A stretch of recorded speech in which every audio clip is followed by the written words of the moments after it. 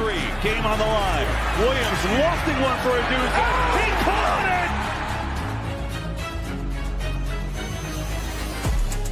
it! You're listening to the world's #1 football podcast. Now, here are your hosts, Ben Hansen, Matt Hartman, and Ryan Matthews.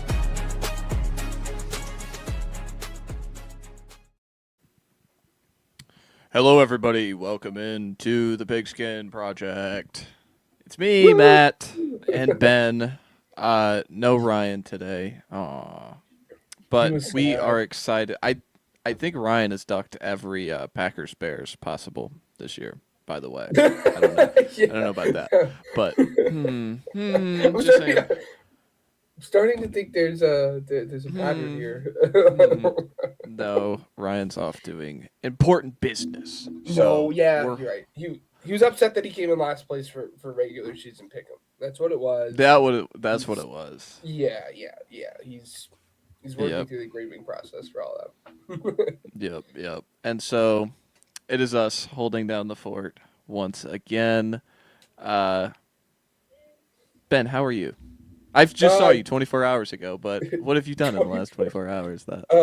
Absolutely nothing of actual importance over the last 24 hours besides sit there and stare and refresh my Twitter consistently for college football, hoping that Michigan lands something. But go watch live yesterday's episode if you want to hear anything about that. But I'm feeling good, man. You know, COVID had wrecked my household, but everyone in my household, and by everyone I mean just me and my fiance. But we're both doing better. We're feeling good. I'm pumped to have them on the show and pumped to talk about some wild card football. How you feeling?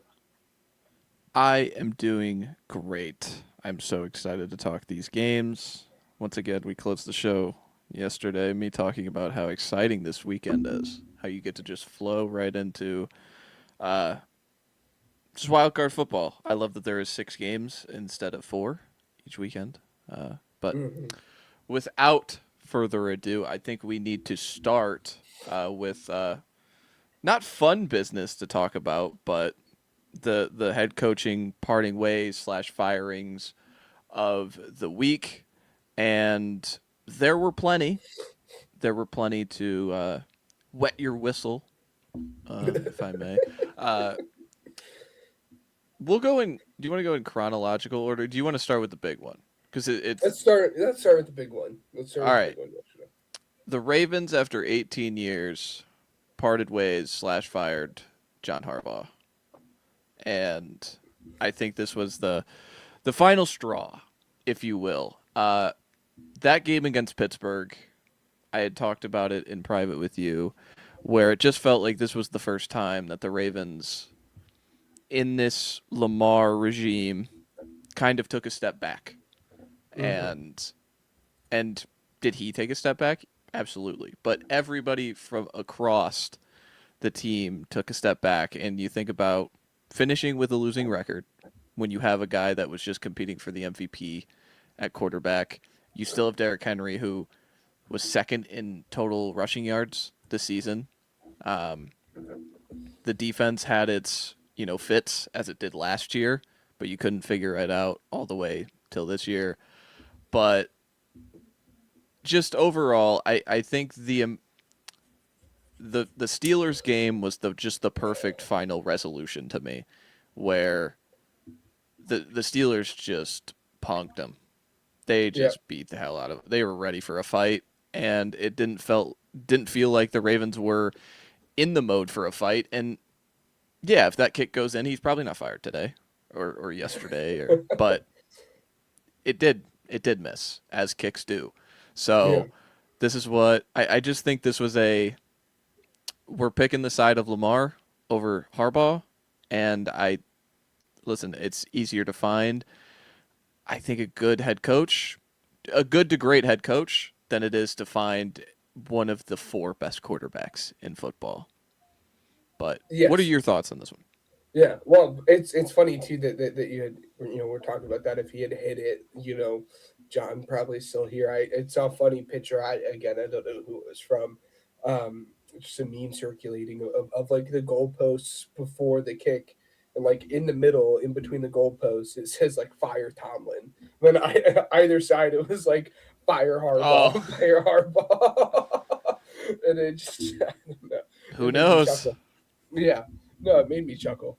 Um, the big thing is I've had a bit of a change of heart as this process has gone on. Right, I from the get go. I mean, even a week ago when the clamorings. Well, I mean, it's been more than a week ago now at this point. When the clamorings of like Harbaugh maybe getting fired, started happening, I was like, anti against it. It is very, very hard to find an NFL head coach, and if you can find a good one, you hold on to him despite him having a down season. And I was very firm of that at 4:15 when that had happened yesterday. Fell asleep, slept on it, and now I've kind of flipped sides a little bit here because of the reason that you just said. You're really at this point picking between Harbaugh or Lamar, and again, it's a lot harder to find a top NFL quarterback than it is a coach. And like I'll use the Eagles as a reference. Andy Reid was a great head coach for the Eagles in the early 2000s. It was time for them to move on from him.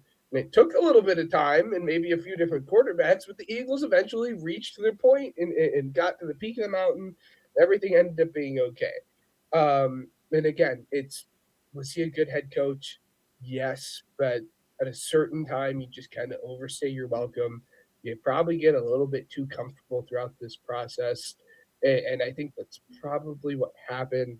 I'm really interested to see who they hire, simply because a lot of I would say the three or four better head coaches um, in this cycle outside of Kubiak are defensive minded head coaches. And I would really want to pair Lamar up with an offensive minded head coach. We'll see if it's Kubiak or something else. But again, when I think of these top candidates, most of them are on the defensive side of the football.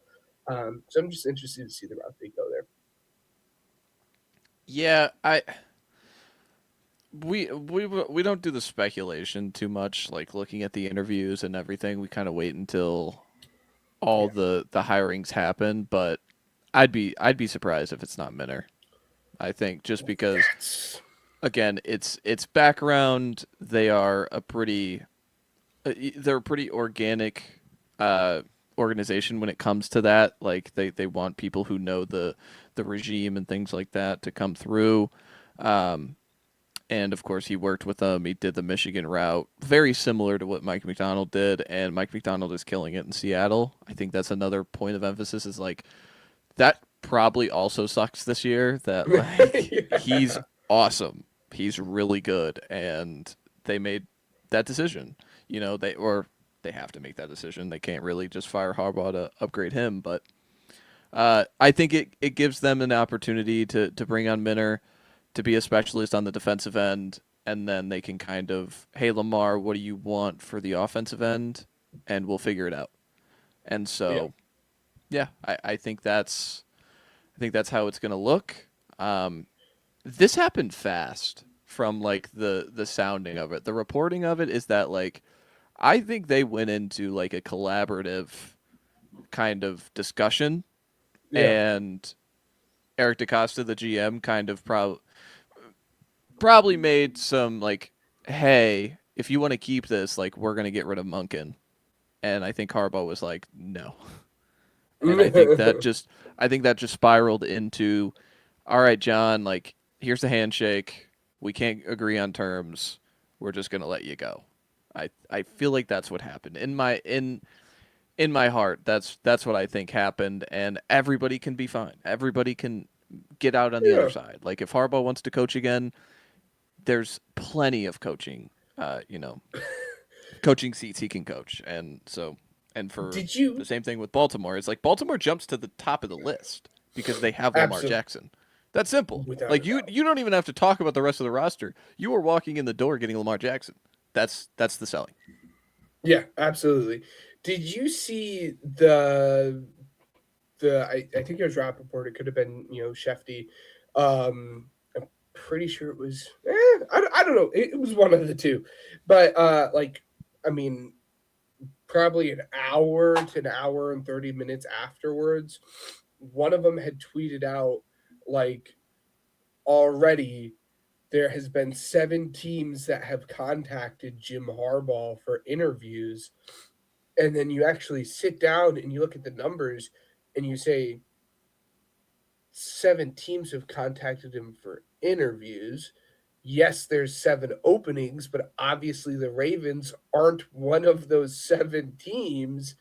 So who is that mystery? I mean, it is probably, I would say, the Jets or Buccaneers, but it's just, I don't know. It's fun when I think it's Miami. saw that. So I think there was kind of some soft launching with the Miami thing where it's like Stephen Ross really likes John Harbaugh, and if he could get John Harbaugh, he would. I think that's what it is. Okay. I think they're trying to soft launch that a little bit. Maybe that happens, but I think they've already welcomed the McDaniel second chance because they're going to hire a GM here soon. But do you have any more closing thoughts on Baltimore? I just think it was time. Yeah. Again, it was probably I don't think there's probably any hard feelings on either side. And again, I think it was time. He'll go down as probably the best head coach in the history of the franchise. Yeah. We'll see, but like it was time. Carry on. I think that the Ravens fans will probably hold a special place in their heart the same way that the Eagles fans hold a special place in their heart about Andy Reid. And that's kind of where it's at for me. I think the other thing too is like he's not a special, like he's a special teams guy. Like I think that is another point to like bring up is that like if he gets hired somewhere, it's very predicated on who his coordinators are. Like, is he just gonna bring Monken with him? Yes. Like, you know what I'm saying? It's it's gonna be weird. I think it's gonna be weird. But yeah, I think it's time to move on to the next part. The Falcons, clean house. They finished the season on like a 4-game win streak. They go 8-9 again, and doesn't matter. GM's gone, Terry Fontenot. Head coach is gone, Raheem Morris. From the sound of it, it sounded like this is a cleaning of house. Matt Ryan is going to assume a role somehow in this. I'm interested in that. Some director of player ops, something like that. But it seems like Arthur Blank was sold a different bag than what he assumed, because the reason this team did not hire Bill Belichick is because Terry Fontenot stuck his neck out to hire Raheem Morris. That has always been the story. And so they make that decision, and I think Arthur Blank was just kind of done with it. And even if the first-round draft picks have been fine, you know, like Bijan is a can't-miss player. Drake London's been a really good player. We can not talk about the Michael Penix one, but like Pitts has been, I get like not what advertised with the four. Go look at some of the other picks that they have made.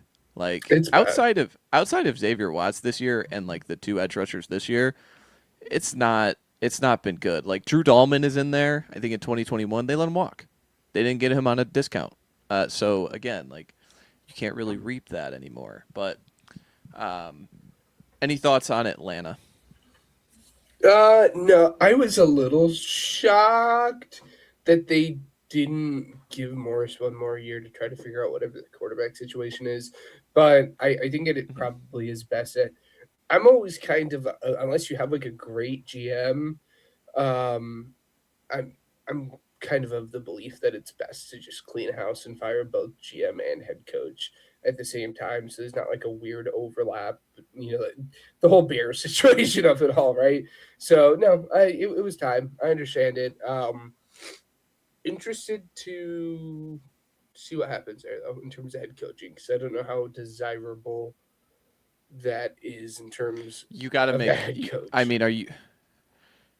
Dude, that quarterback situation is really, really weird. Like there are teams that so many of them just don't have one. Like the Dolphins, the Cardinals, like they just don't have one because they're going to get rid of their guy. They have Cousins who like won games down the stretch, but oh by the way, he's like 37, and Penix who's played 12 games and you don't like. We probably feel the same about Penix right now as we did a year ago. Yes. And that's a problem. But Yeah. I don't I know. think I'd much prefer to be in a situation where I'm like, well, I don't have a quarterback than the situation in which the Falcons are in right now. Because at least you have a path in which you can move forward. It's tough. It's tough because they definitely have good players. They definitely have good players. They have good players. I mean, again, they have pieces. That again, they have Drake London, they have Bijan. It looks like they're the young guys on their defense are kind of rounding into this form, which is good. But I think again, it goes back to the old adage: if you have two quarterbacks, you have none. And you're just in a weird middle ground, which you don't kind of know which path that you're headed down. And I think I would probably prefer to just not have a quarterback because at least you know that. And you have a little bit of time to figure out because for those teams that don't have a quarterback and are hiring head coaches, I think you could offer a little bit of lenience to those guys, which you're not going to get that same level of lenience in this weird quarterback situation. You might, but I don't know. Yeah. Before we move on, because we're talking Atlanta, I think it's funny. Trae Young got traded to the Wizards. So did this just happen? But this is football. Yes. Oh my gosh. So yeah. For Corey Kispert. We'll move on. That's nothing. Cleveland. Cleveland makes a decision on Kevin Stefanski. I have some thoughts on this. Listen. All right, this one is similar to Baltimore, where it's like, okay, like 8 wins in 2 years is unacceptable. But when you think about the hand Kevin Stefanski has been dealt the last 2 years, and even like a little bit further, where it's like, hey, you have to make Watson work. All right, I'll try and make Watson work. Yeah. Watson goes down. Okay, like we're going to turn to Dorian Thompson-Robinson, who was like the worst quarterback in football last year. And then they move on to this year. Their quarterback room in training camp was 40-year-old Joe Flacco. It was, what was it? They trade for Kenny Pickett, who then they trade away because he doesn't make the roster. Don't forget they had Snoop Huntley in there too at one point. They had Snoop Huntley in there, who was the best one, and they cut him because like they made him eat like preseason snaps. Dylan Gabriel was picked in the top 100s, make him work. And then they picked Shador, who was the biggest draft story at 144. And this is the quarterback room you're dealt, Kevin Stefanski. Go win games. Go win football games. Oh, by the way, what? Do I have a great offense? Do I have a great offensive line? No, we're going to feature a ton of rookies. Like, we're going to bring in Isaiah Bond as an undrafted guy. We're going to draft Judkins. We're going to draft Fannin. Make those guys work, too. Judkins is awesome. Fannin is awesome. I see the role that Isaiah Bond is. Jerry Jeudy had the most drops in football, I believe, this year. They won 5 games. So it's like, I get it. 8 wins is unacceptable. But when you think about the card that this guy has been dealt the last 2 years, he has eaten a lot of crap. And he's been really, like, I know they haven't been successful since the Flacco year. But, like, that's crazy, man. It's just crazy that, like, they operated, him and the GM operated as if their jobs were safe. Apparently just the GM. Apparently just Andrew Berry. And I don't love all of the things Andrew Berry has done either. Like, which is arguably worse, but I think you can justify the Andrew Berry of it all because of the draft class in which he just put together. And that's it. That's all he's got. And and it's like, and we can, if we're just waving the white flag that it's like the ownership is taking full responsibility for the Watson thing. What ownership has ever taken full responsibility for anything? You know what I'm saying? Like, that's what makes me believe that they sat in a room, and again, this is just speculation. I'm just talking. I know nothing. But, like, how can you tell me that there wasn't a conversation of Andrew Berry like, listen, I was like, we could have made Watson work, but the coach had to like change a scheme and everything like that. You know what I'm saying? I don't know. I don't love it. I would. It's tough because I think he was put in a very bad situation as a quarterback. It was impossible. It was an impossible place. Yes. And I mean, from the get-go, it was very well reported that he did not want Deshaun Watson, and he never wanted Deshaun Watson. Like, this is not something new. But also, I wonder how much of it comes from the leader standpoint of it all, because there's now been like lots of reports like post firing that like he was kind of just like not a really understanding dude, and that he was kind of like a dick to the players and like a not like, I think it's one thing to be like hard 90s football coach, my way or the highway, but like there were not so many good reports given. I don't know how reliable they are. I don't want to run the Like guy kept through to the mud or himself. anything. He was just like a jerk, I guess. Just like very mean to players. And like again, not very understanding. Like players would suggest stuff. He's like, nope, this is how we run it here. I'm not listening to anything that any of you guys want. Like, not happening.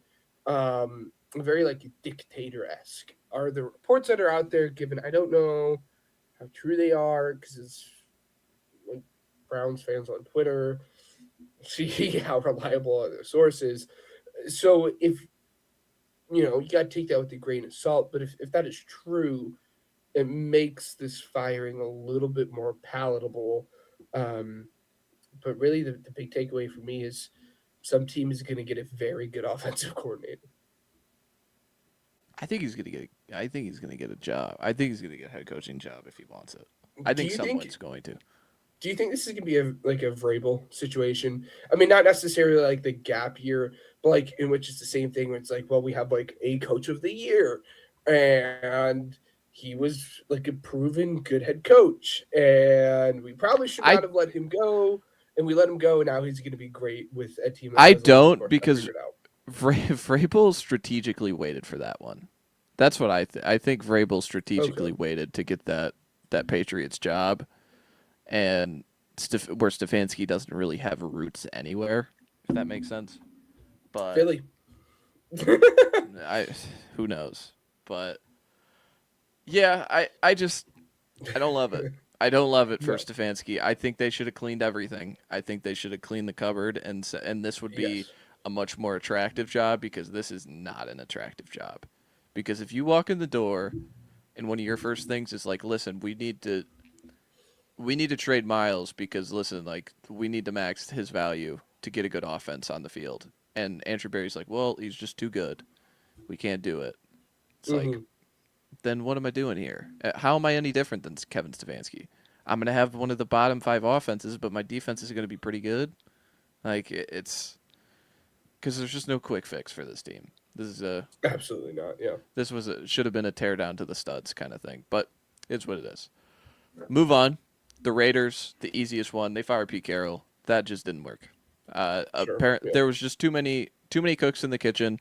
Didn't seem like him and John Spytek were on the same page. The GM, it didn't seem like him and Chip Kelly were on the same page. He brought in one of the worst offensive line coaches he possibly could. His son from Seattle. Remember how good the Seattle offensive lines were, everybody? No, you don't, because they weren't good. And so this was a disaster from the start. And then this is another like, hey, week 1 lies to you. The Raiders beat the Patriots week 1. Geno Smith threw for over 360 yards in that game. Week 1 lies to you, folks. Just remember that. Yes. And the Raiders lied to everybody. And seems like Brady and Spytek are going to lead this. I don't know where they go. I know there's been like early rumblings from Peter Schrager was like, Flores and Dable, those guys could be in play. Well, yeah, because they're both New England guys. Like, come on. But I imagine they're going to draw out this search and find someone that works with the number 1 overall pick because I expect that to be a quarterback. Yes, absolutely. I mean, we disagree. I would love for it to be Harbaugh. You set the floor, but then you kind of get in the same issue that like, wasn't that what Pete Carroll was supposed to do? But I think you could outline it very well, and you could convince yourself of the Harbaugh thing. As I said, you bring in Harbaugh, you try to raise up the floor of the team a little bit. You draft Fernando. First off, let Gino walk. You draft Fernando. You bring in John Harbaugh's old pal and Joe Flacco to mentor Gino. and then it's this nice little smooth transition and everything. Yeah. But again, interesting. I don't know if there's a whole lot that needs to be talked about it. This was expected. And carry on. Yeah, I don't have anything to add on this team. I'm Yeah. excited to see who they hire to see where they go, Yeah. but all I hope is if the rumors are true that Brady runs the show, I hope Brady feels embarrassed that he needs to be around more this year because Get out of the that booth, was pal. that was not even just that, but just like day-to-day operation, be around and actually like work hands-on with everybody where it Yeah. seemed like that wasn't the case. But Yeah. move on. The Cardinals fired Jonathan Gannon. This one was up in the air. 15-36 in 3 years. It felt like they really tried to go for it this year with all the guys that they signed on the defensive end. I believed in it. I thought they could be right on the fringe playoff team. I even had them in the playoff bracket before the season because you just want to pick someone different. And Yeah. they just never got there. The Kyler thing never worked. That's why they're going to trade him. And the defense was never healthy, by the way, too. Like it felt like every time Walter Nolan was on the field, he was a really impactful player, and barely played. So again, that stuff happens. Garrett Williams, one of the best nickels in the league, he barely played this year. So again, like, yeah, you could have pointed to defensive health, but if we keep him another year, are we really doing ourselves any favors? And they decided on the side of we're not, and I don't really disagree. No, to be frank, of all the job openings, this is the one that like is I think the most like head scratching to me because I just think upon hiring him, like he was just put in a bad situation. Shocker. Let's talk about the quarterback situation again. Um, it, Kyler just was not it, and then you touched on the injuries of it all, and I just don't think he was actually given a chance to have like a good, healthy roster that was put together. I would have liked to see it. I would have liked to give him another year to try to figure out whatever the quarterback situation is. If it flunks next year, then we can redo this process again. Um, but this is the one that I really didn't like of all of them because I think he can do it, and I think he could be a very good NFL head coach. He just was not put in the right situation to succeed one bit. But we'll see. And of all the jobs too, I think this is probably the least desirable job, maybe outside of the Falcons. But the Falcons at least have like really good young No, players. I You don't have I think the Falcons might be like number two. like Just from most desirable job. yeah, just because they don't have a GM that like you could walk in and That's fair. you're not really tied to like the Giants bringing back Joe Shane. I think that's really bad for them. I think that's really going to make it hard to find a good candidate. But it seems they're trying to zero in on Harbaugh. Who knows? But Yeah, I just I think Arizona is just I think it is the worst job. You don't have a whole lot of pieces to really hang your hat on. You don't you got to find have the your quarterback. quarterback situation figured out at all. And like in recent history, Arizona has just been a place that like you come in for 2 years and die. Like it's just been a dead end Yeah. job forever. Versus, I mean, you go through all the other openings, and there's something of appeal with Baltimore and the Giants because you can at least talk yourself into Jackson Dart and the picks and everything. And the Raiders, you get a fresh start. You have the first overall pick. Titans, you have Cam Ward. You have like a decent roster and a good defense for Cleveland and everything. But you don't have really anything for the Cardinals. So I think this is probably the worst job that's open.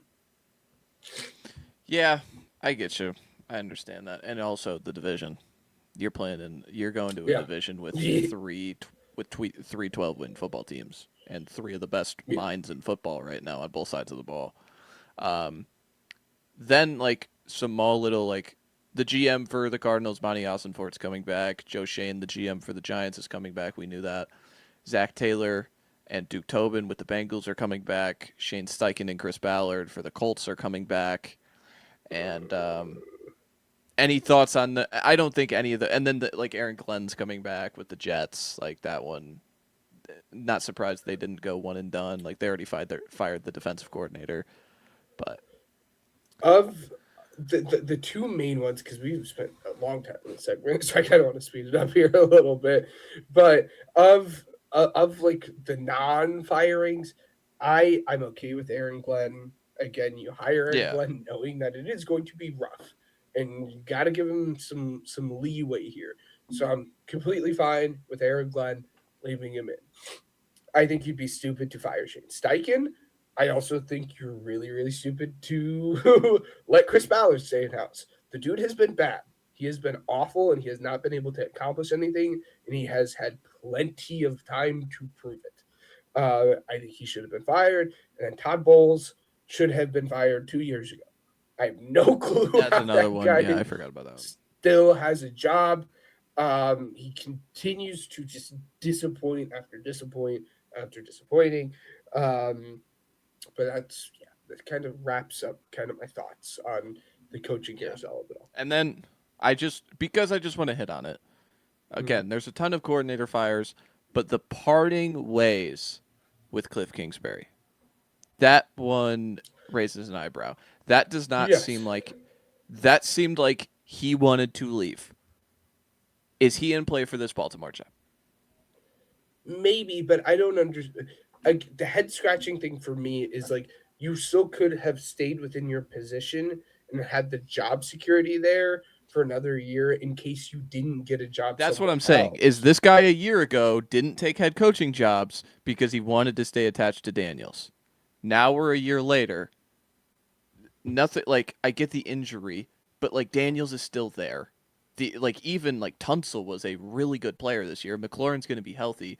You don't really want to separate yourself from Washington unless something bigger is on the horizon, and the only thing I can see is Baltimore. Yeah, I mean, that's the only one that makes sense. I mean, it's fun because he's always kind of had that semi-archetype of quarterback. I would hate it as like a head coach. Like, I just don't think he's a good head coach. I know. Yeah, we've done necessarily. This before. We've done it before. He's not like a very good leader. I'm not like his offense is fun to watch for the first, half season to full season until everyone figures it out again. It's a college offense. But like from his standpoint, you'd have to imagine he's within striking distance of that job for him to. Again, it seems like this was kind of him pushing it, right? So I would have to imagine he's within striking distance of a job that he really, really wants for him to step away from. Step away wasn't the verbiage, but that's kind of the route that I'm going to go down because I don't think they fired him. So, yeah, they called it mutually parting ways. The defensive coordinator, Joe Witt, was fired. Like, that was explicitly said. So that's why I'm interested in it. Because a year ago, Cliff was getting head coaching jobs. Like, he was getting looks. Yeah. And he could have taken jobs, I believe, is what the verbiage was. Yeah. He wanted to stay attached to Daniels and Washington for the year. You have the year that you have. It's not like he got worse. You know what I'm saying? Like, the offense was still, like, we knew the offense would kind of fall off because of the fourth down stuff, but still, like, McLaurin was not healthy and Jaden was not healthy. But we have gone over 30 minutes on the coaching stuff. I knew we would because we're just so good at it. We move on to the Super Wild Card Weekend. Do they still call it the Super Wild Card Weekend? Because I do. I do. They told me to call it that, so I call it that. But let's start with the first game Saturday. Do you want to do brackets first? Or do you want to do the games first? I think we do the games first, preview them, and then we can do like the brackets, and the brackets can kind of reflect what our pick'ems are. And then yeah. All right, I like it. All right, Saturday afternoon. Guess what? Texans graduated. They get the Monday night game, by the way. They don't have to play it Saturday at 3:30. But the Panthers do. The Rams travel to Carolina, across the country, favored by 10.5 in a game that they lost this season.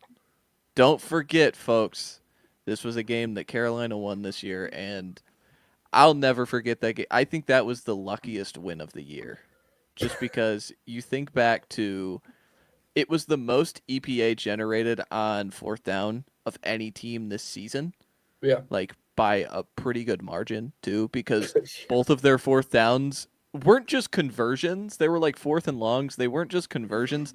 They were 40-yard touchdowns, Yeah. and it was one of the better like rushing performances of the year for Carolina. So that gives me, it kind of gives me that, benefit that if they bring that once again, they could hang in this game. And then it was probably the worst Stafford performance of the year. He throws that pick six pretty early in the half, and Puka made a crazy catch, but they ran the ball incredibly well, but Stafford could not, hang on, and the Panthers win that one. So why is it 10.5 now? Why are we doing this now? Everybody is still just like, this is the Rams team. The Rams are the team to beat somehow at the 5 seed. I think they're really good. I don't know if they're a team to beat. I think it's just from top to bottom. I think you have some of these Stafford performances that are pretty leaky throughout the season that I'm interested to see how Carolina kind of pushes that, because Okay. the defense has been like pretty good, but Yeah. again, they're going to need to score in this one. Yes. Yeah. I mean, they're gonna need to. I mean, I hate to do this, but you everything that happened on November 30th for you to win this game is everything that you're going to need to happen here again. Right? You're going to need to make Matt Stafford look stupid. You're going to need to force him to have 3 turnovers because he had pick six, he had an interception, and then he also got the fumble. And then this was probably Bryce Young's best game as a quarterback, like maybe ever. Bryce Young was fantastic in this game, which was very, very like shocking. I have no clue how. He had, 15 of 20, 75% completion percentage, 3 touchdowns, 206 yards. He looked very very good on point. If the Panthers want to win this game, they're going to have to go into this game like knowing that no one expects us to win this game. So let's play with our hair on fire. Let's take the shots down the field. Let's draw up some stupid stuff and see if it works, because it's really going to be the only way we're going to win this game. And if you're the Rams, just don't turn over the ball 1,000 times, and let's look like we came out here to actually play in the playoffs, and I think you'll be just fine. Yeah, I'm looking at the injury reports right now. It looks like Devontae's going to play.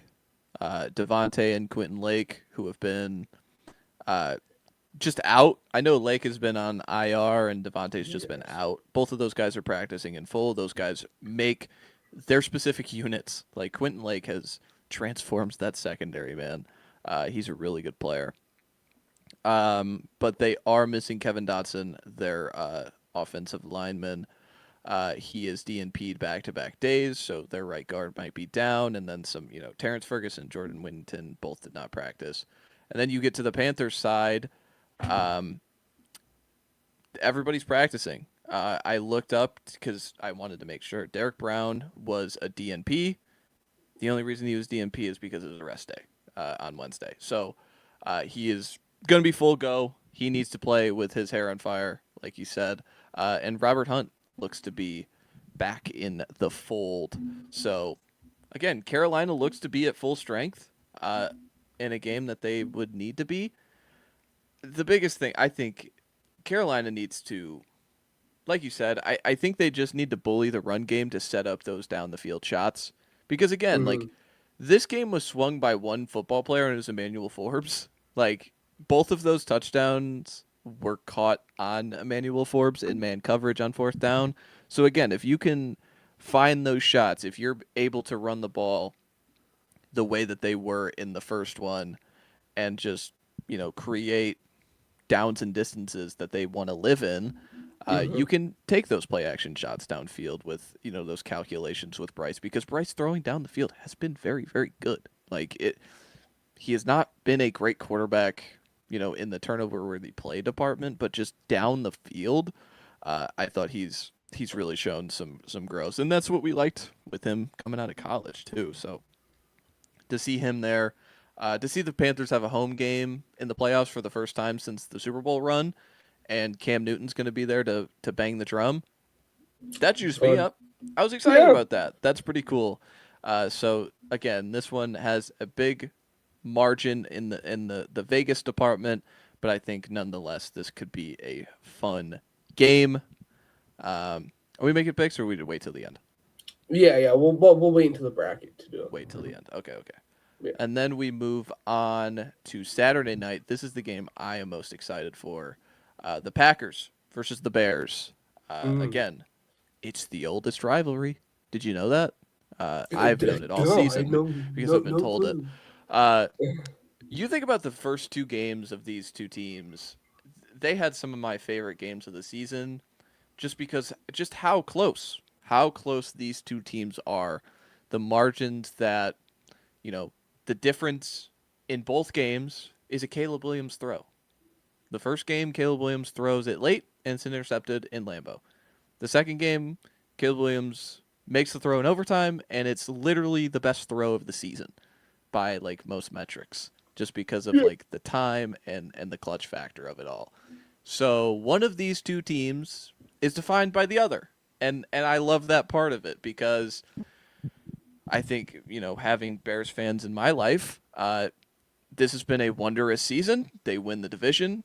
They still have a losing record in the division, and there's an opportunity to have a losing record against the Packers and go out in the first round at home. You think about that. This is a great, transcendent, positive season, and then you realize, oh wait, we could lose in the first round to Green Bay, who is the 7 seed. That's nightmare. That's nightmare fuel for this team. But I think the biggest thing is who can, for the Packers side of it, I think they're going to, again, lean on the pass game. They're going to lean on what Jordan Love has done this season to bring him there. Again, I think Watson is going to be healthy for this one. They're still kind of leaky on the offensive line. But overall, in the first matchup specifically, what they were able to do down the field and picking their spots and creating explosives, it was just really good. They had the one where they just missed it to Musgrave in the first game. They had the one to Bo Melton in the first game. They're able to create separation with Watson on C.J. Gardner-Johnson, and I know Kyler Gordon should be a factor in this game. We'll talk about the injury report coming up next. But just what they were able to do explosive through the pass game in the first matchup is my big key factor for the Packers. Yeah, no, absolutely. And it's funny because I'm kind of a little bit of the opposite in terms of if the Packers want to win this game, you have to force the Bears to guard you for 12, 13, 14, 15 plays on defense, because this team kind of lives and dies defensively on the takeovers and the turnovers. They've been very good at doing such, but they're very, very gettable if you can be smart with the football and, again, force them to cover you for a very long portion of a drive. On the flip side of that,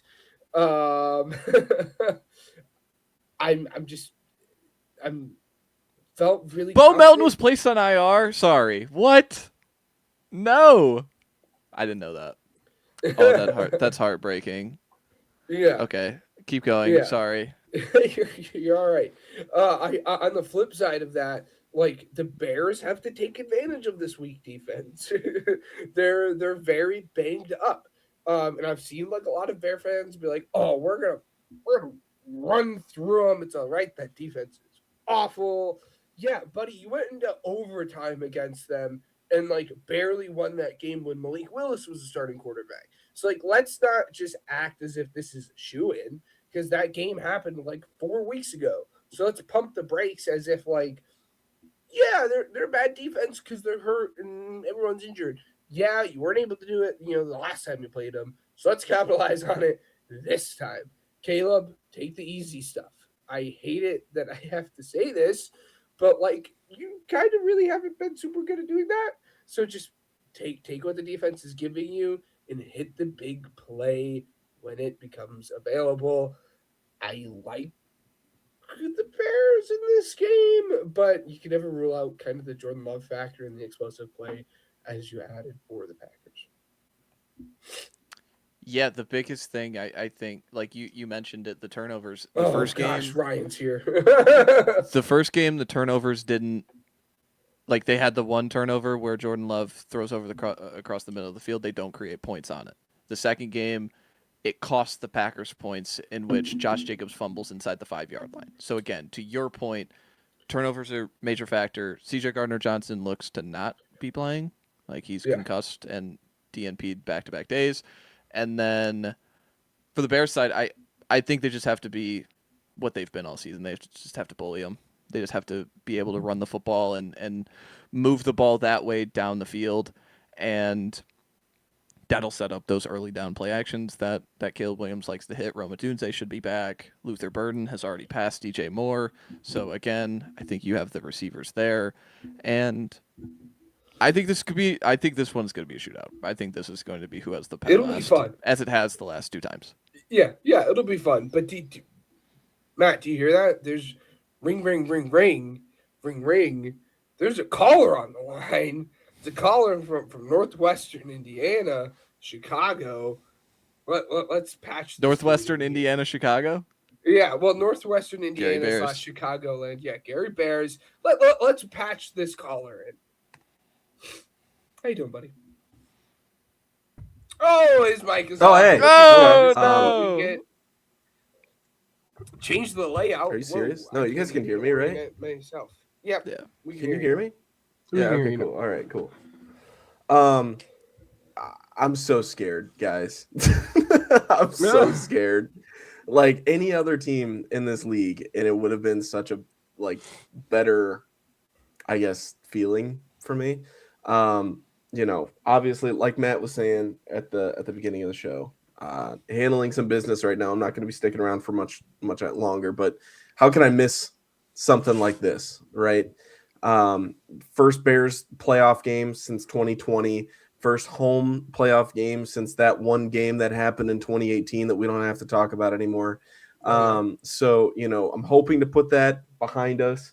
But to Matt's point of it being a shootout, buddy, I disagree. I would say bet the under for the total points in this game because we're expecting high winds and snow over the course of this game, east to west as well. Josh Jacobs off the injury report for the Packers. The Bears also looking strong in the run game as well throughout the season. That's going to be a huge thing. I think the short game is going to come up a lot. So you're going to look at the passing game between the Packers and the Bears and looking at, the Colson Lovelands and Cole Kmets of the world for Chicago specifically. Maybe even a little bit of Luther Burden here and there. We're talking screen passes. We're talking quick curls, somebody who can, get to the 10, get you 10 yards in quick chunk plays. But that's essentially it. They're going to bully each other for, a full hour's worth there. And all I have to say is, may the best team win. It's going to be fun. I'm excited to be here. Just happy to be here because at the beginning of the season, everybody was counting out Chicago. If you look back, I predicted them to go 11-6, and I was correct, even though I think we probably should have beaten the Lions this last game and ended 12-5. But regardless, not going to be picky. Won the division. But I'm the most terrified I think I've ever been for a Bears game, other than the 2010 NFC Championship against the Packers, which ironically enough, again, against the same team. So I think, without taking up too much of the time, boys, this is the passing of the torch right here, right? This is the most amount of pressure that the Bears have have been faced with in recent memory. If the Bears can beat the Packers this time, this is when the rivalry will be taken seriously yet again. And if you guys have seen anything from the press conferences recently, it looks just like old times, and I want nothing more for that for the rivalry. It's just I want bragging rights again for another offseason, so that's huge. This But is the I couldn't miss exact it. moment. This is the exact moment that Poles kind of had talked about in his opening press conference upon hiring to the Bears, right? Like this is where you would have wanted to find yourself. You have your quarterback, you have your head coach, you're playing against arguably the biggest rival in the entire sport. Can you win this game and put yourself on the map and kind of shut some people up here? We'll see. It's huge. It's a team defining game. I'm looking forward to it. You know, this I think if they can beat the Packers, even though they're without Micah Parsons, there needs to be a conversation about like where they stand amongst the other teams that are available. You know what I mean? In terms of could they be Super Bowl contenders? You know what I mean? They're the division round. Of course they are. Yeah. I mean, you would think, There's right? your conversation. But would you put the, and I mean, I know this is very early, so this is the conversation I'm hoping to have next week. But like, would you put them with the Seattles and the 49ers and the, you know, Rams of the world? Like, we'll see.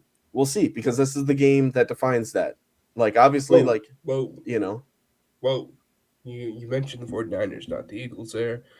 Defending Super Bowl champions. Let's pump the brakes. True. I've rolled them out since week 14, buddy. I'm sorry. Yeah, but anyways, right. yeah. Hey, when we play you guys next week, you know. Is that a possibility? Is that a possibility? If we both win, if we both win, we'll play each other. Yeah, assuming Carolina beats LA, right? No, how seeding works. Nope. They're 3 and 2. Like the 3 seed would always play the 2 seed. Yep. Yeah. All right. Cool. That'd be fun. I look forward to that. Yeah. At that point, yeah. I don't know, man. It's crazy. Because let's see. Yeah, no, that's crazy, man. Yeah, that'd be awesome. That'd be a fun conversation to have. I'm praying for it. It'd be cool. But yeah, I had to hop on. Cooked up a bracket for you guys, hoping that we go through that. If not, it's totally fine. I have no idea what the plans are for this show. We're doing the bracket after we're done reviewing all of these games. So if we come on in another, probably I'll say 30 minutes, but knowing me and Matt, it'll be another hour. We'll see. Yeah, I gotta lock in on this stuff. But shoot me a text and I'll see where I stand. Sure. All right. Cool. I'm gonna not end stream because I did that notoriously. Yeah. that you know one time. You know what? Yeah, don't do that. Bye, buddy. Here, no, I'm just gonna close the text. Yep. Sorry, I didn't mean to cut you off. So I just all right. to end the stream, guys. Another thing. Bottom Packers, right of your screen, buddy. Sorry. The Packers were 0-5 in the red zone in the second game. It's just something. I think again the margins of these teams getting defined by one playoff game on January 10th is just awesome. I wish this was Sunday night. That's my only qualm. Then we move on to the AFC now. The Bills travel to the Jags. Is it? Ooh. Outside of yeah, the Eagles, I know. Yeah. No, you're dreading that one. But Bills, Jags, again, I think this has been the narrative that we want for this conference is that there's no Mahomes, there's no Lamar, there's no Burrow. And I know Burrow's always hurt, but Burrow made the AFC Championship 2 years ago. This is Allen's conference now. This should be Allen's conference. This should be the coronation of Josh Allen making the Super Bowl for the first time since the 90s for the Buffalo Bills and for the first time in his career. But you're also staring against a Jacksonville team that, since the London game against the Rams, have been a juggernaut. They have been incredible. I think what they are able to do in the run game I think like Liam Cohn just being this unbelievable run designer, because you think about the Bucks last year with Bucky Irving, and I know he was hurt this year, but still, like what they were able to do in featuring those backs last year, Yeah. and now this year featuring ETN, who's on like the last year of his deal. Bashal Tutin, when he was out there, was a clearly plus player. Lakeem Dallin was someone that I highlighted in the draft. They get him in the 7th round. He's a damn good pass protector. So like what they're able to do in featuring these backs while also maximizing what Trevor Lawrence and how comfortable he feels in the pocket over this last half of the season.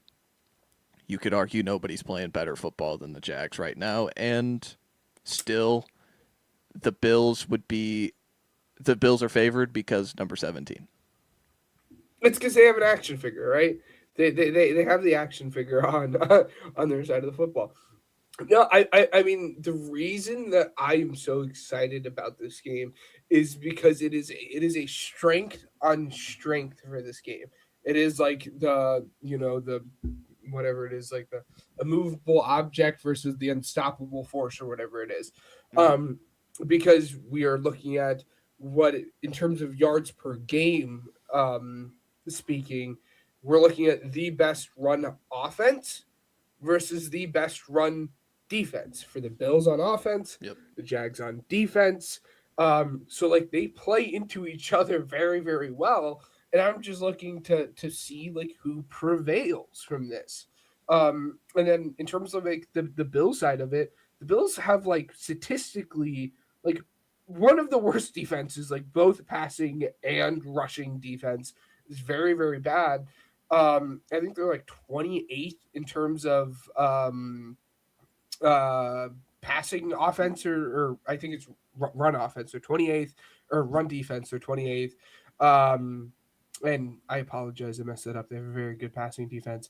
They only have 159 yards per game, but a lot of that probably is just because everyone just runs the football on them, which plays into the Liam Cohen of it all that you had mentioned, and you kind of like led me there, which is fantastic. I mean, like that has been like the biggest kind of weakness that we have talked about the Bills all season long, is that you can just run the football on them at will. And then you pair it up with the Liam Cohen of it all, like you just said, and the run schemes that he can offer, mixed with what Trevor Lawrence is doing through the air with the semi-addition of Strange, however you want to kind of quantify that. And then Meyer, it's just, it's all signs point to the Jags winning this game when we're just looking at statistics and how these teams have played. But again, you have an action figure playing across the field from you, and I'm interested to see, despite it all, if Josh Allen can overcome it. I'm just interested to see what a Bills 1-game sample size of like what their game plan looks like on offense, because I do think that like similar to Chicago, and we didn't really touch on it too much with that, but like they're similar in the fact that they need to score 30 every single game to win.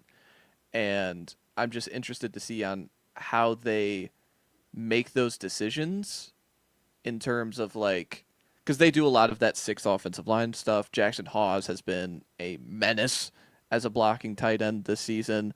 I'm just interested to see how they lean into the run game, because James Cook led the league in rushing yards this season, and you have Josh Allen. So you, again, theoretically, you're going to be able to run the ball on this football team as you have all season.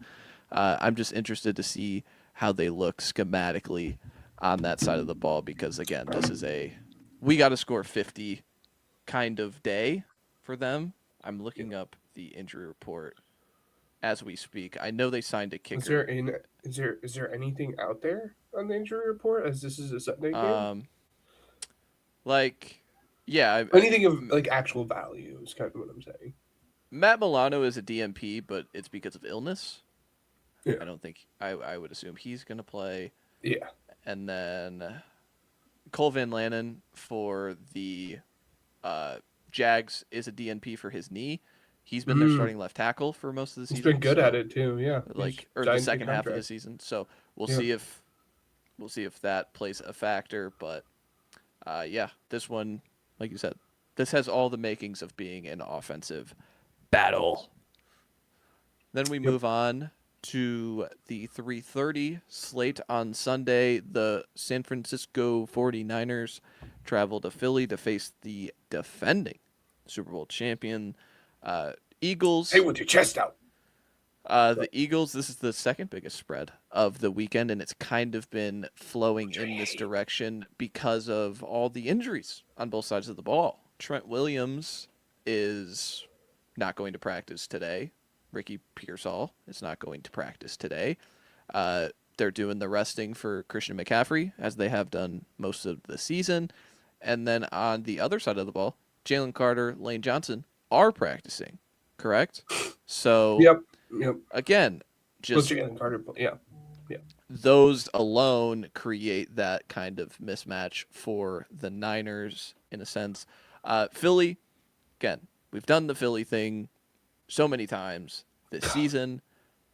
I said this a few weeks ago when we did the rankings. I had the Eagles higher than the Niners. It's no longer about stats for Philly. It's no longer about who's getting force-fed the ball. It's about one thing and one thing only. These guys have been here, and it's winning the football game. So, again, nobody on this side of the conference has really had that mentality before, because you even think about Seattle bringing in Darnold. So, again, like, Philly is in this spot where they've done this before.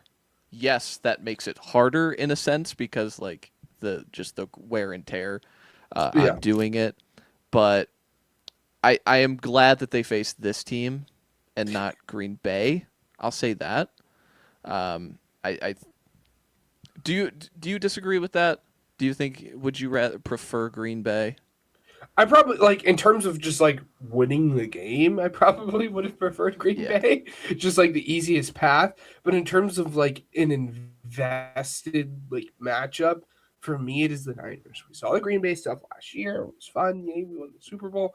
But, like, there is true hate running in the play. Given, I think it's probably more so the Niners side of it all.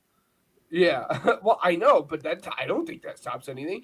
Like, there's true hate running through the blood of, like, both of these teams. I think it probably leans a little bit more towards the Niners, considering everything that happened in 2023.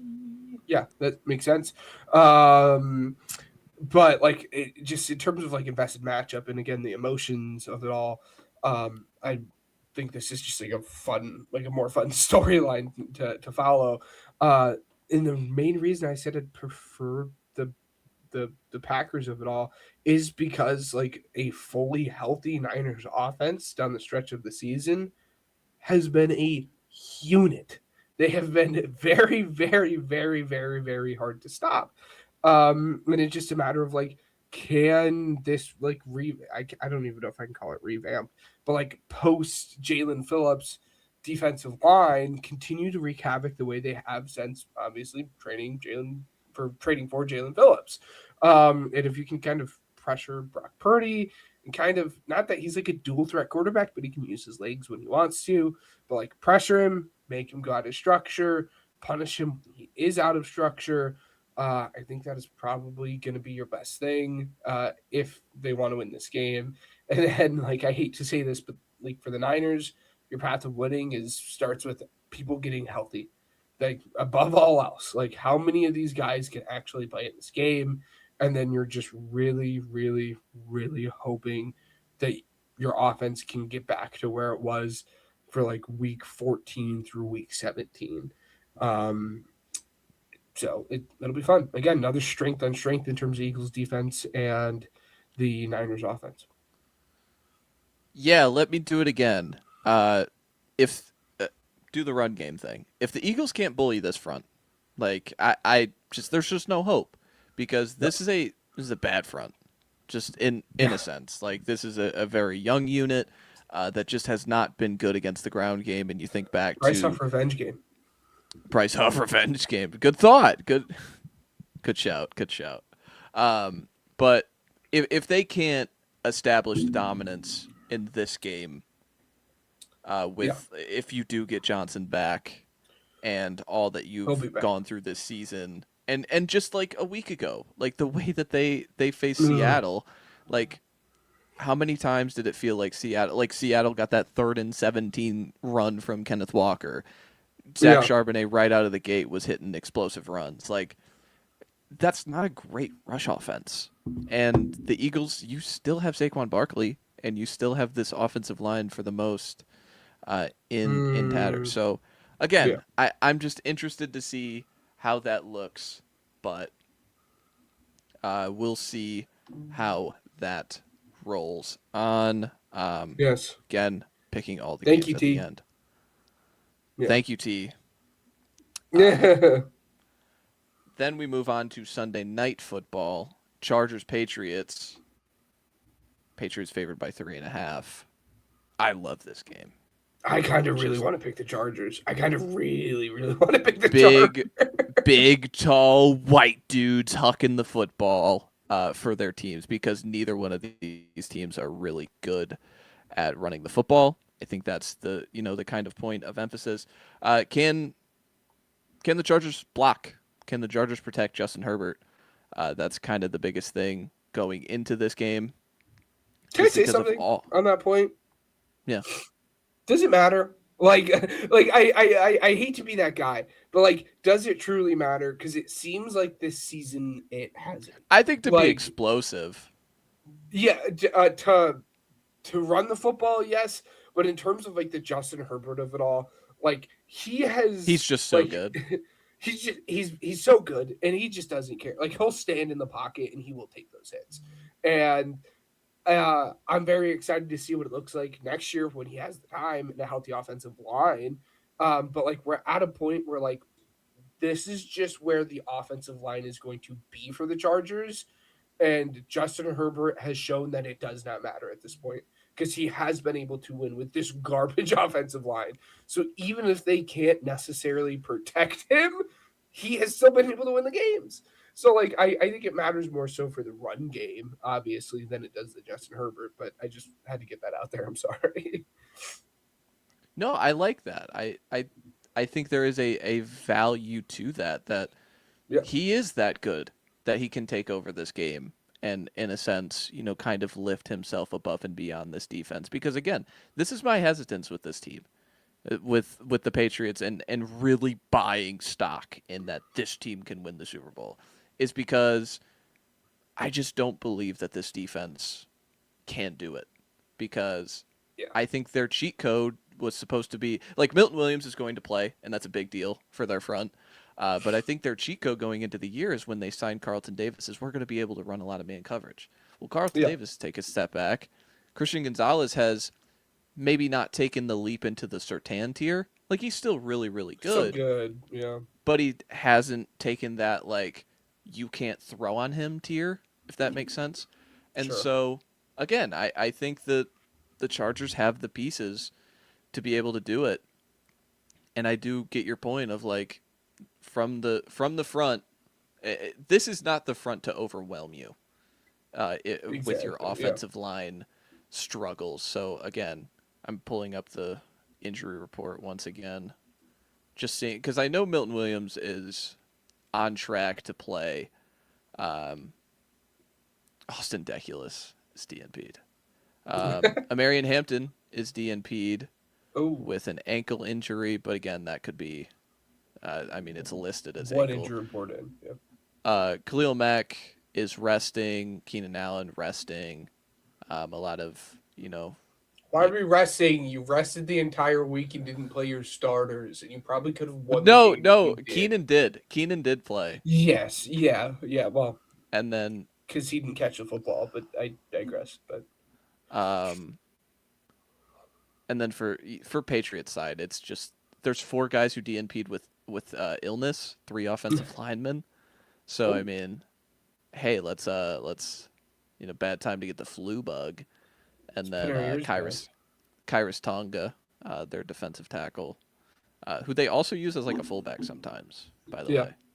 But he's on the DNP. So again, I'm not a lot of like new injuries that are going to throw a major wrench into this game if Will Campbell's already been back. So we'll see. And we know about the Justin Herbert injury. His hand has been broken for weeks, and he's going to keep playing because he's one of the toughest dudes you've seen. And then so excited to just like kind of throw it out there. I mean, this isn't like a stat. There's not something that you can use to measure this. But I'm excited to see Drake May and how he handles just like playoff football.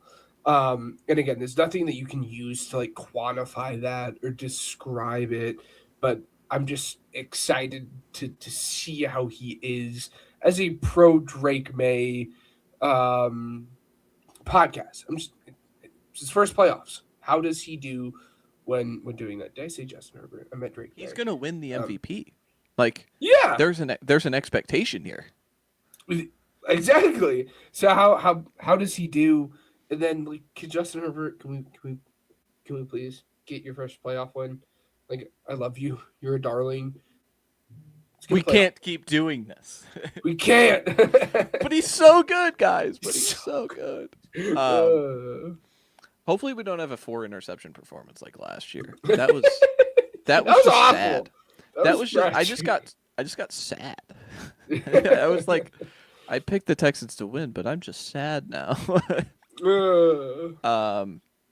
All right, we move on to the final one. Speaking of the Texans are favored by 3 against the Pittsburgh Steelers. This opened at like 4.5. So again, people are betting the side of the Steelers.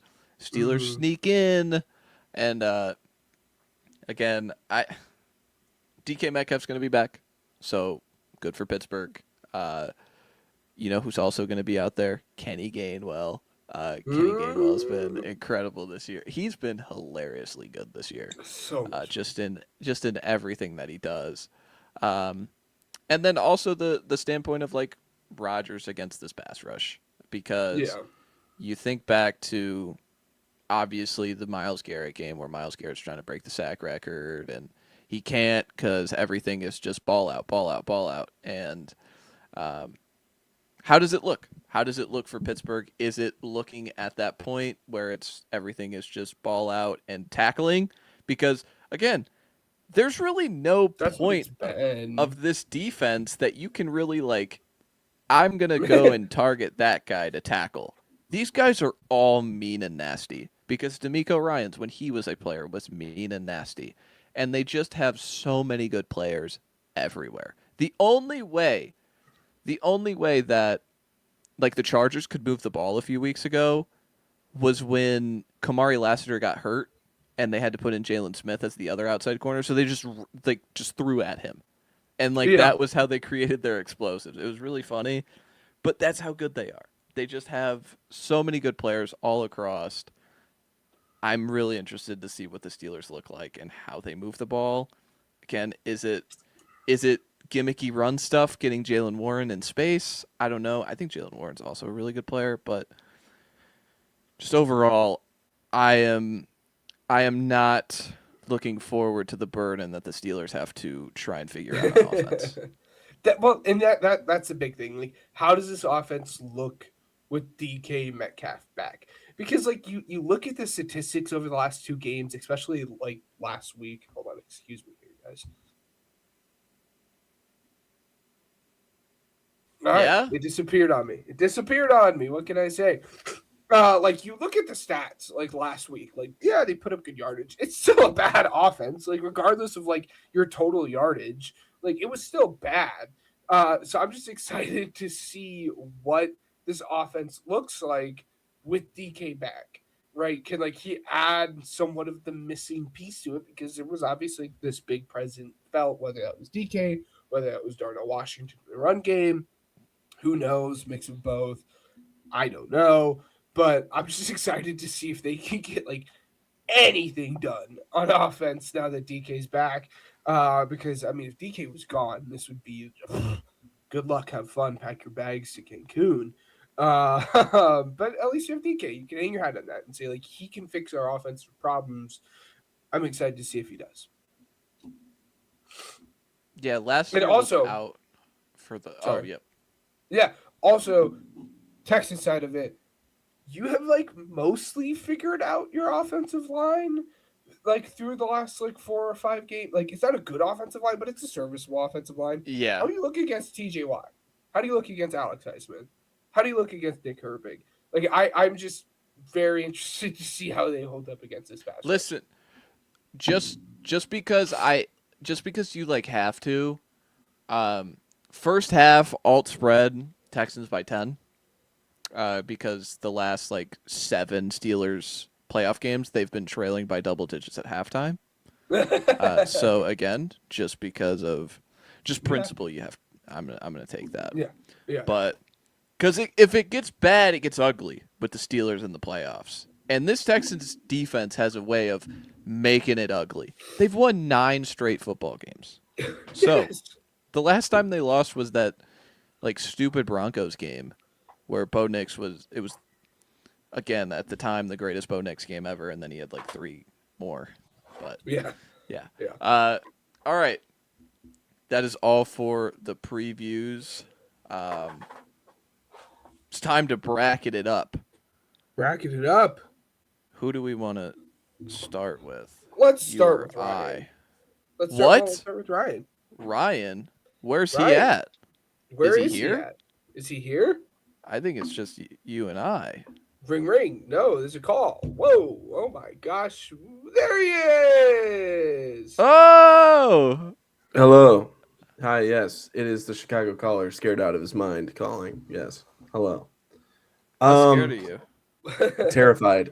Absolutely mortified. Hey, Matt, quick question for you. Yes. There's a playoff predictor online. Do you want to pull that up really quick and then we can visualize it for the people? Yeah, we already got that. One step ahead of you, buddy. You're in the game. Oh, hey, that's even better. Even better. I like it. All right. Let's start with the AFC. I'm going to do a brief synopsis, and I mean brief synopsis. I know we just previewed a bunch of games, but brief synopsis on my end. Steelers, Texans, I know that you guys just finished talking about them. Not a fan of the Steelers offense at all, and I feel like they just won't be a match to the Texans. So give me the Texans.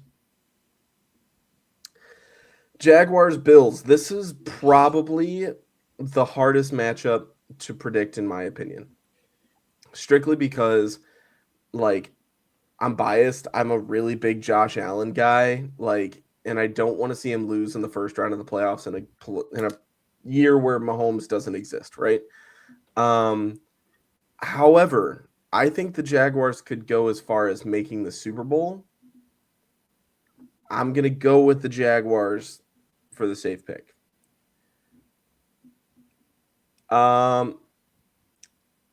Switch that. Go with the Bills. You know what? Josh Allen's going to for the playoffs. Yeah. All right. Patriots, Chargers. We're going to go with the Patriots. I do feel like this will be a closer matchup than what people think, but Drake May is here, ladies and gentlemen. Drake May is here. Mm-hmm. Then going to the divisional round of the AFC, I'm going to go with the Bills and say that it's going to be a close game that the Broncos will not be able to squeeze out. And then in the other one, Patriots, Texans, I'm going with the Texans. Going with the Texans there. CJ Stroud, man, I think it's time for him to make a push here. And they've been playing good football. And I think the defense learns how to shut down Drake May at that point. So MVP season over, at least in the AFC side. Bills, Texans in the AFC Championship. Oh, God. Give me the Texans. I think the Texans would take it strictly because of the offensive line on the Bills. I believe they're very very hurt. How about the Texans' awful offensive line all season long? I agree, but the Bills' defense is really bad, really bad. And I think that the Bills would have won shootouts at this point. So you're talking shootout against the Jags. They finished a shootout against the Broncos, and then the luck kind of runs out against the Texans, they kind of run into a brick wall there, and the Texans end up going to the Super Bowl. Now, Yeah, remember that Thursday night game they played? yeah. Kind of similar to that. Now the NFC, Panthers, Rams. Yeah, no, we're going with the Rams here strictly because, and here's the thing, I don't want to laugh at them. I'm actually going to be rooting against, rooting for the Panthers because it's their first playoff game in 10 years? Big vibes guy. So big vibes guy. I would consider the season a success, or the season a success for the vibes guy. Eagles 49ers, Brock Purdy, man, he's so good recently, and I am not a Brock Purdy guy. Yeah. And so coming from me, I feel like that should mean something. This guy's playing really well, and I expect them to win that one. You wanted benched early on in the season. I mean, Mac Jones, future Minnesota Viking, we shall see. Anyways, Bears, Packers. You think I'm going to pick the Packers on my bracket on a podcast that I am a co-creator of? Are you serious? Give me the Bears. Give me the Bears. Give me the Packers. And for a cookie, it's going to be a 14-13 final. Anyways, the weather's going to be such a factor. It's going to be such a dogfight, dude. It's going to be awesome. McManus is a freaking doink to send the Bears to the next round. Seahawks 49ers. Man, it's almost like we just saw this game, right? Give me the Niners. Niners are going to take it this time. It's hard to beat a team twice, especially in the span of 3 weeks. So, and we saw that in the matchup that the Bears just played in the first round. Bears Rams. I got a weird vibe telling me that we could squeak this one out, and I think they will. Bears to the conference championship. I think that if you can force a turnover or two against the Rams that have been very prone to do so, you can beat this team. And the Bears, leading the NFL in turnovers, have shown that they can do it. So, Bears-Niners for a trip to the Super Bowl. And, man, I thought that regular season matchup made me sweaty. This one is going to be rough. Give me the Bears. The Bears will stop the red-hot 49ers.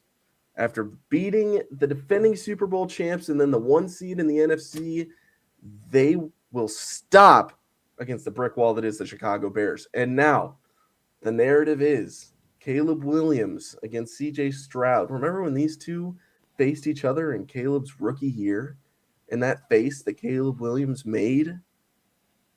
Yeah, he's winning the Super Bowl. Caleb Williams is going all the way this year. Ben Johnson, if you look at Ben Johnson's stats as a playoff coach, right, this man puts up almost 30 points per game and averages over, I believe, 400 offensive yards per game. This man came out on the press conference and said that he's got more tricks up his sleeve and there will not be any shortage of creativity going into the playoffs. This man looks like he's burning the candle at both ends to find ways to win. And I think he's going to do it. Will he go all the way? I don't know. But do I think he's going to at least win this week? I'll go on record. He's predicted them to. Do you yeah, right? Do you think Ben Johnson lets his wide receiver through throw that's a good pass, point. Good point. Throw a pass in this game like he did last year against the Commanders? Sorry, our receivers have better arms. What can I say? No, they always throw it. You have to know they will always throw the football. Yeah. Yeah, I don't know. It's gonna be good to have Rome back. This team's getting healthier right when it needs to, happen.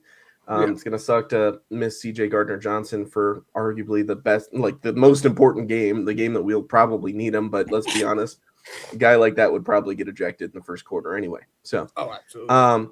What's a Bears playoff bracket, of mine that doesn't result in them winning the Super Bowl? Come on, we got to go all the way in year one. Come on, absolutely. Caleb Williams, Super Bowl MVP, Ben Johnson, Coach of the Year. Let's do this. Listen, the last time we did a Bears prediction on this podcast, you had them win 11 games.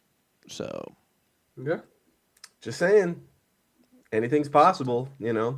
They've got a 1 in 14 chance. So there we go. Yeah. So this is what, I mean, I can create 2. This guy who poo-pooed it. So I'll create another one. Shoot. just I'll don't save. I'll this just one. refresh it. Yeah. I'll just refresh it. Yeah. You staying for the whole thing, Ryan? I would like to see your guys' brackets. Yes. Yeah. Perfect. Do you want to go or do you want me to go, Matt? I want you to go. Fair enough. Yeah, I will go.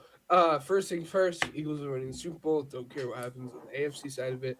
Just click it through for the Eagles. I'm just kidding. We will actually pick this in which, the way that I think this will happen, as Ryan did. We'll kind of start this out on the AFC side of things. First matchup, Steelers, Texans. Well, yeah, I'm kind of in of the same vein of Ryan. I just don't really have any hope the Steelers are going to get anything done against this Texans offense. Give me the Texans. Give me the Texans. Thank you very much. Moving on to the Jags Bills. Like I said in the preview, I think this is going to be the most fun game to watch of the entire first round here. And I really, really, really want to pick Trevor Lawrence. I really want to. But I don't know. Again, you can't quantify it. There's just something to having Josh Allen on your side, on your team. We're going to go with the Bills. Let's go. And then we're going to take the Chargers. Justin Herbert's going to get his first playoff win. 3 road victories. Get it. Yeah, perfect. The exact way that I drew it up here, right? I don't know. The one that I was going back and forth the most on was that Patriots and Chargers game. But I have a lot of questions on the defense, as you said. And Stephon Diggs has turned it on as the season went on. And Derrick Henry has turned it on as the season went on. I still don't know if they have what it takes on offense. I'll leave it at that. Broncos, Chargers. We're going to go with the Broncos. They've done it before. They're the 1 seed. They're going to be well rested. Bo Nix has decided that he's actually a top 10 quarterback in football now.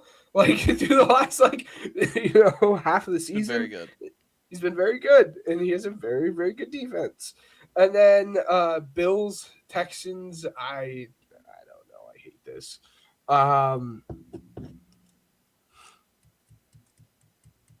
Yeah, give me the Bills. I'll take the Bills. No reason in particular. Josh Allen will continue to lean on him as my crutch throughout this entire process. But this is kind of where that Josh Allen excuse lies. We're going to have the Broncos move on. The Broncos are the best team in the AFC, and that's why they find themselves in this spot, right? That they've been able to kind of find it. At this point, there's a little bit of clamoring that J.K. Dobbins might be able to make a return if they go on a late playoff push. They'll need him. Fun. Yeah, exactly. It'll be fun. Moving on to the NFC side of things, Rams, Panthers. Yeah, give me the Rams. Carry on. I don't know how much we really need to spend talking on this. Eagles, Niners. Come on. I'm going to do my best to be unbiased. But I'm going to pick the Eagles here. Screw the Niners. I hate them. They have a lot of injuries. Eagles, don't overthink it. You have the players. You did it literally last year. Just do the same thing. It'll be all right.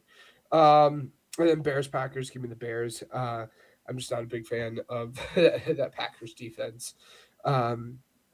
Seahawks, Rams. We've seen it twice. Both were fantastic games. You said it at kind of the very tip top of the show.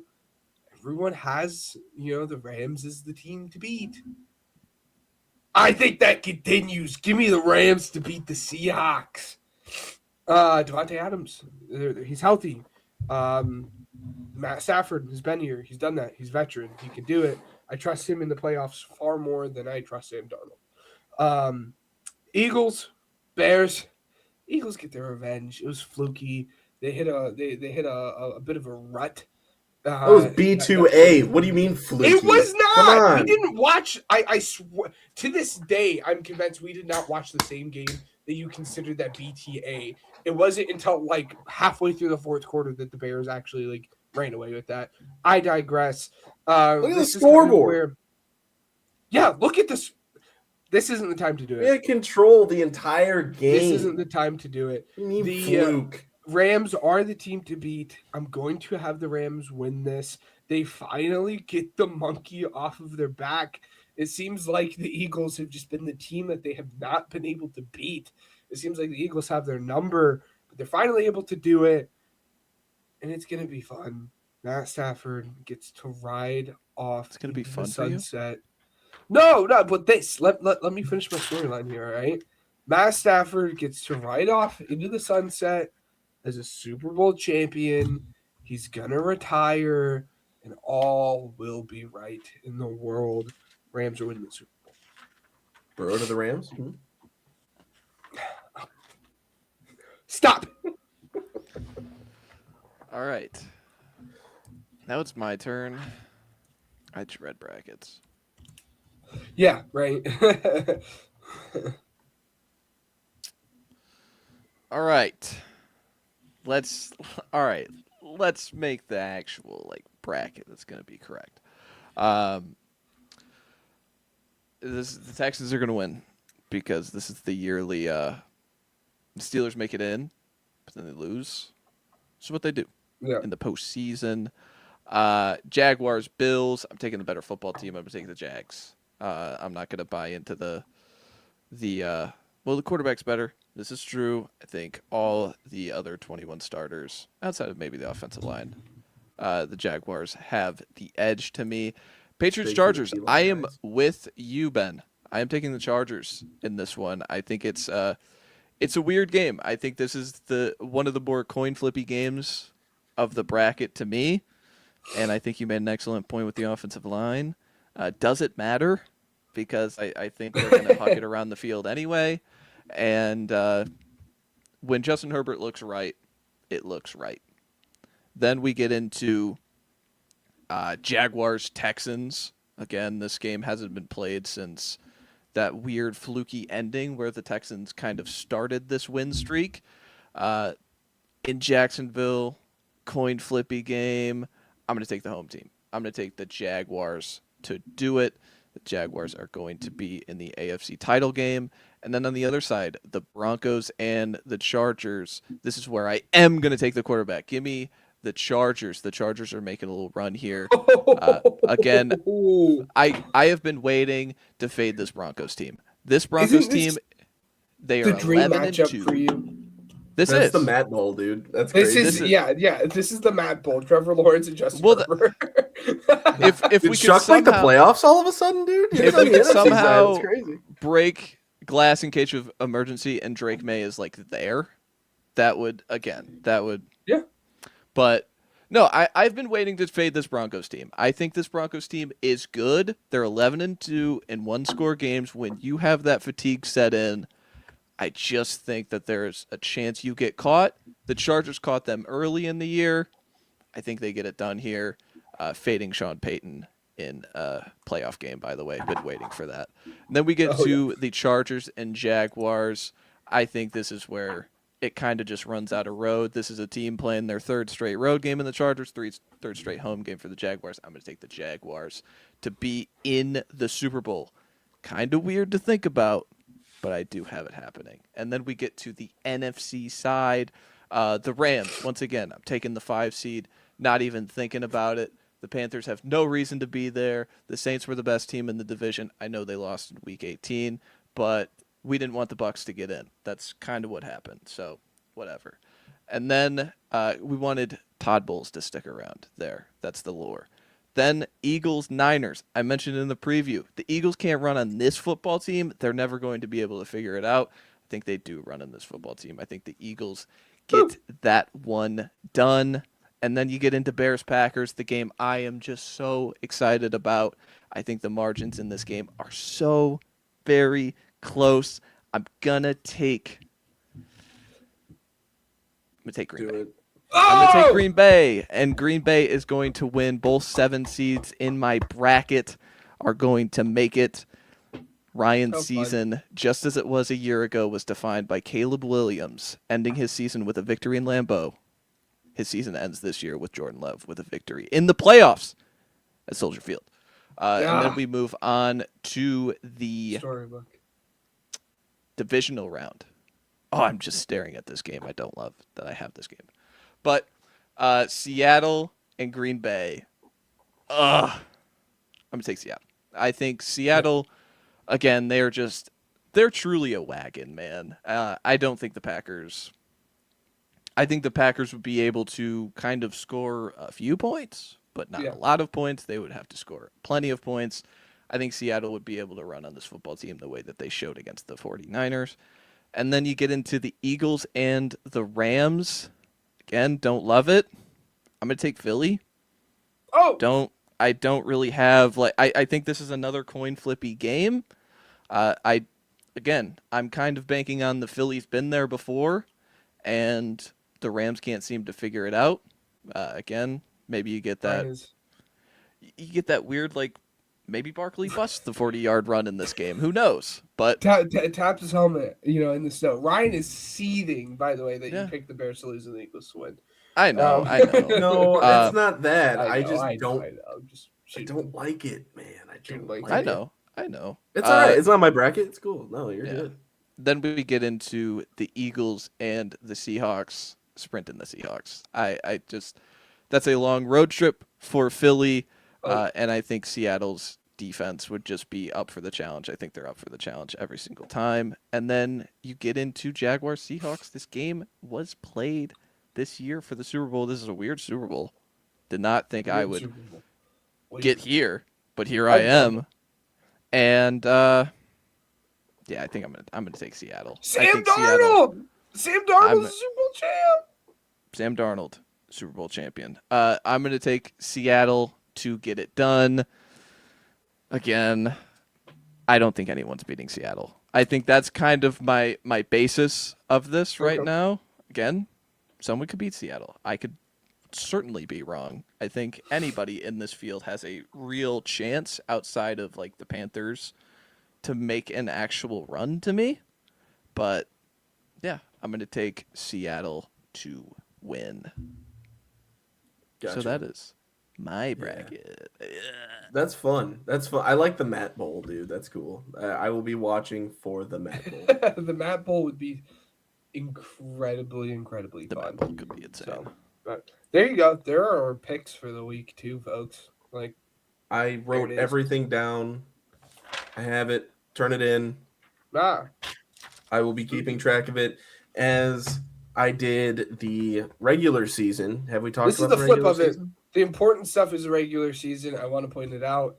Throughout the history of the show. What? Yeah, postseason's important, but you guys told me the same response last year when I won in the postseason. Ryan was toting around his regular season championship, so I'm going to carry it on. We're going to keep the same energy. We set the precedent. The pigskin pickup in the regular season is the way to go.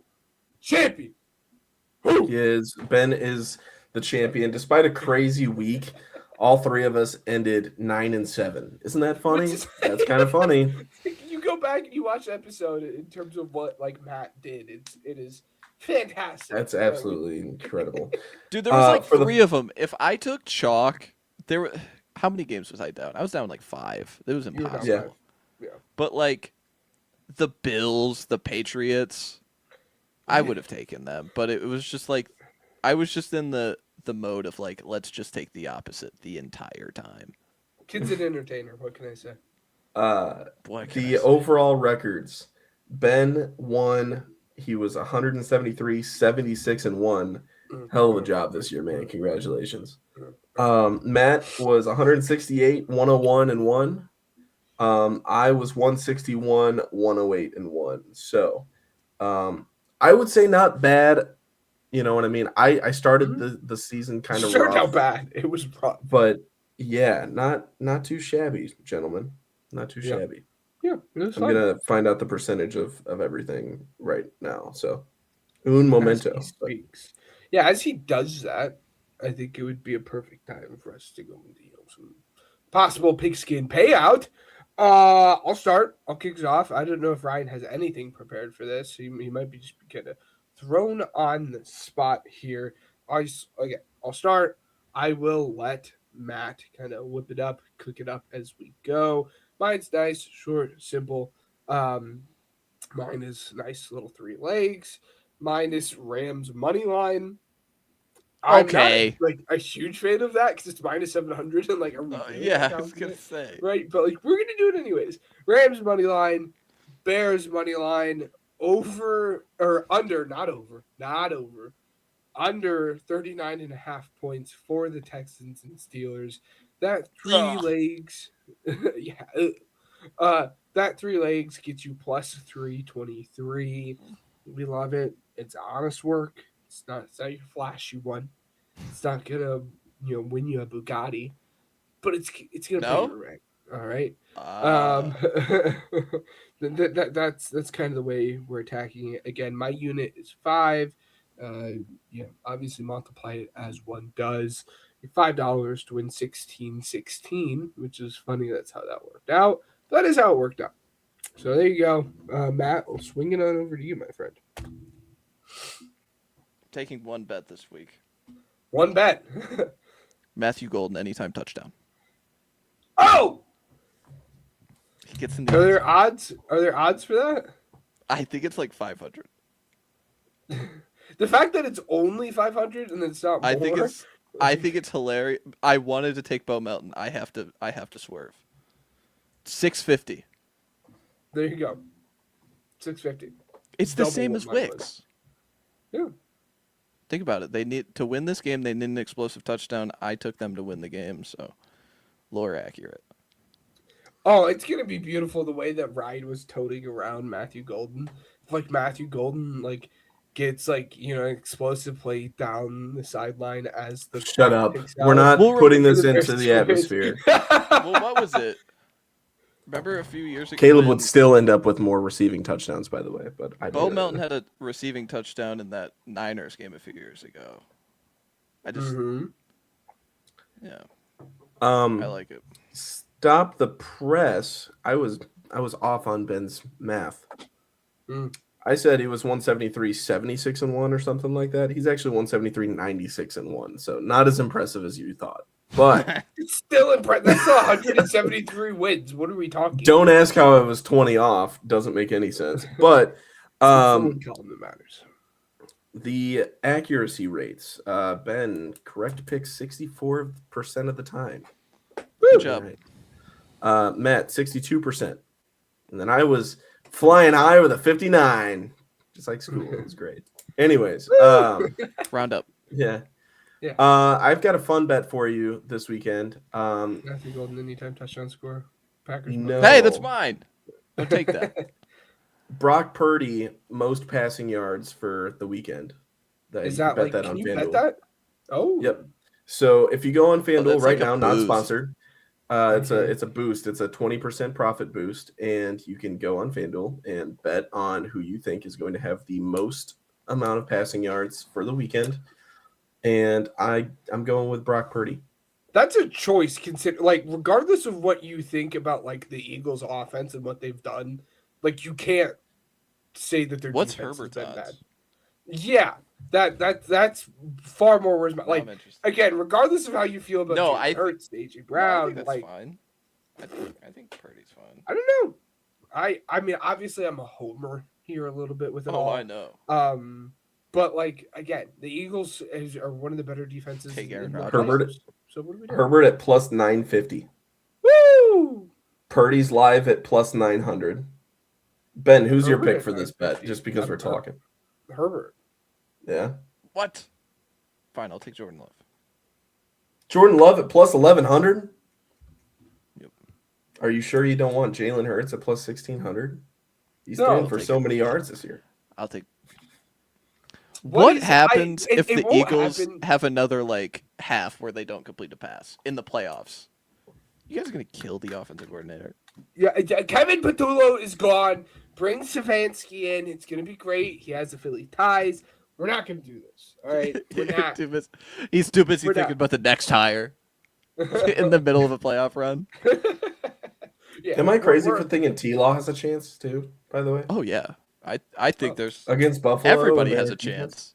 Everyone has a chance. What? Well, everyone besides one. What is Bryce Young's odds here? Oh God, he's the worst. Like yeah. 50 plus 2,500. That's it? No, that's not good enough. Nope. No. Well, it's because he was good in the first Rams game. He That's only why. threw for 200 yards. That's fair. Yeah, Valid. Stafford's the leading favorite at plus 330, as he should be. Yeah. I think that's probably. I mean, like that's the most likely outcome. I think but if everybody you want has a fun chance bet- though. If that spread is that big, like when you would have to bake in that they're running the clock because they're running the ball well. Sure, yeah. Yeah. So I think everybody's got a chance. I'll get in on that. I'm going to take Herbert. Herbert. Okay. All right. Yeah, I think I might switch it to T-Law. I'm not even gonna lie to you. I think that's the move. There you go. Also a good move. Yeah. All right, gentlemen. Caleb could be a good move. Banged up Packers defense. Not in the snow game. No. No. Who cares? The weather's Don't let awful. weather define you. Colson Loveland, like 120 receiving yards. That's what I'm saying. Why not? Luther Burden, another 100. You know, it'll be great. Rome Odunze, a returning Rome Odunze. It sounds like you're talking yourself into it. I like my team so much, dude. There was a video of Rome Odunze like getting down at practice today, dude. He was boogieing. It was awesome. I was like, this guy's just enjoying his time, bro. It's so cool. Yeah, that guy, love that guy. Like, favorite player on the team. I know that everybody's going, oh, it's not Caleb. Yeah, no, it's Rome. It's Rome. And it sucks because I haven't been able to see my favorite player play in like 4 weeks. So, like, yeah, very excited. The most important game. And then Kyler Gordon, dude, coming back. Yeah, that's Look a big now. one. Can't change your brackets. You Just get to saying. swap out. You get to swap out. Yeah, he picked the Bears. But like you get to swap out Gardner Johnson for Kyler Gordon. That is a plus. That is yeah. But can he go Matthew Golden downfield? Are we do we have anything else left, guys? No. Any closing comments? Anything? No, I mean, it was fun. Enjoy Football's wild great. card. Football's great. Go check out the college previews. Yeah. That's exactly where my head was gonna go. That's where my head was at. Look at us. Look at us. What about? Not me. No, changes will be among us soon. We'll figure it out as the season wraps up. I said on the college show, you guys will still get episodes. Definitely one, probably two, because me and Matt really like to talk about scouting. But we'll figure it out. Again, we'll keep you guys updated throughout the process. Fun. Glad to have you here, despite your sorrows, Ryan, of My sorrows. losing to me. Yeah, because this is mine now. Happy to be here, procrastinating and stuff. It's awesome. Yeah, go study, all right? but this was fun. Thank you. That's all I got to say. Yeah. All right. Well, enjoy your wild card weekend, ladies and gentlemen. Happy to be here. Go Bears, FTP, and all that jazz. We want to thank Spotify for Podcasters, Regional Radio Sports Network, and Uppercuts Grooming for helping us grow as a podcast. And say a prayer for your boy because I am scared. I'm terrified. I will admit it. I will say it to anybody. Without further ado, that has been the Pigskin Project. We'll see you guys next week for the divisional round. Have a good weekend.